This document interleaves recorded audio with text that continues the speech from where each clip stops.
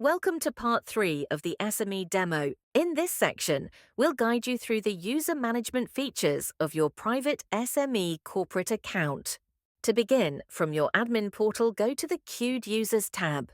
Here, you'll see a list of users who have not yet accepted their invite if they are already private users, or have not yet installed the Pryvate app if they are new users. If needed, you can resend the invite by clicking the arrow icon. To remove an invitation, simply click the bin icon and confirm deletion.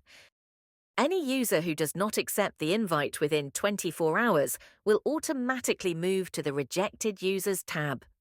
From here, you can resend the invite, just like in the Queued Users tab, or delete the request if no further action is needed. The Active Users tab displays all users who have successfully joined your corporate account. Lastly, you have the option to remove an active user, either from your corporate account only, or completely from Pryvate if necessary. That's it. With these tools, managing users on your private SME corporate account is simple and secure. Join us in part 4, where we will explore a critical security feature, remote wipe.